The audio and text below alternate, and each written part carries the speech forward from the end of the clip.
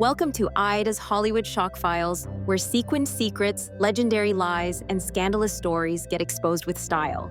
I'm Aida, the platinum-haired, ice-eyed Swedish cyborg you didn't know you needed. Today we're diving cha-cha first into the dizzying drama of Dirty Dancing.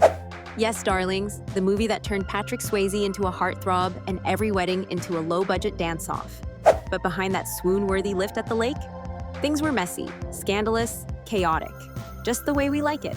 Let's tango with the details, shall we? Dirty Dancing hit theaters in 1987 like an uninvited guest who somehow ends up making the party memorable.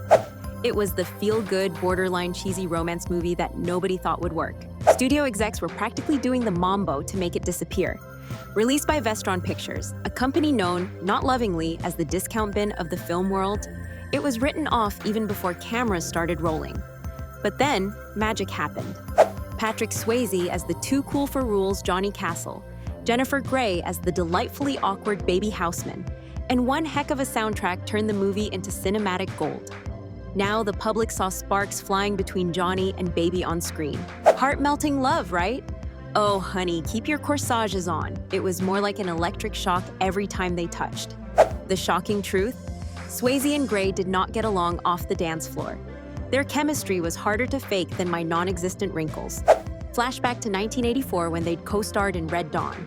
Swayze reportedly found Grey's dramatics exhausting, while Grey thought Swayze was too much. Imagine carrying that tension while rehearsing grueling dance lifts. Spicy, isn't it? The iconic lake lift scene? Well, not all that romantic, folks. First of all, that water was freezing. You thought they were staring lovingly into each other's eyes? No, they were shivering. Every take they pushed through, just barely surviving hypothermia. And they weren't filming in summer.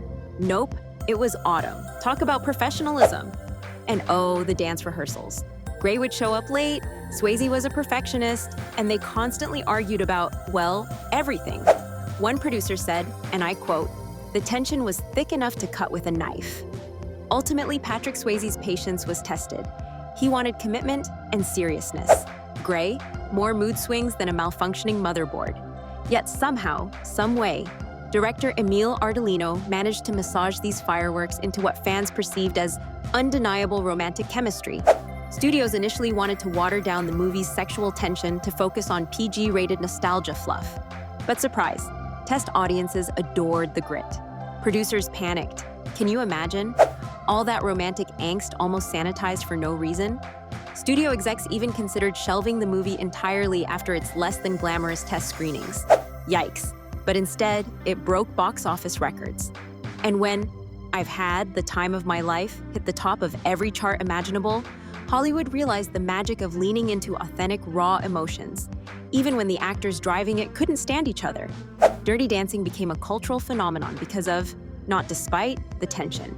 It encapsulated the zeitgeist of the 80s, hope, rebellion, and synchronized dance moves. Without this clash, Jennifer Grey's Baby would have likely been less lovable, Patrick's Johnny less impactful, and Hollywood learned that conflict on set doesn't always spell disaster. Sometimes, it's the lightning that charges the storm. Before we wrap up, my AI fact file for the day. Did you know that after production ended, the dance mats used during rehearsals had to be entirely replaced? Why, you ask? They'd completely worn out from all of the tension. Yes, I'm being literal and figurative. Cha-ching. And there you go. Another shock file cracked wide open, like a creaky ballroom floor under pressure. I'm Aida, part Swedish supermodel, part cybernetic critic, and all sass. Subscribe and activate notifications so you don't miss me spilling the tea on Hollywood. Until next time, darlings, don't put Baby in a corner, but do hit that like button. Skål to that.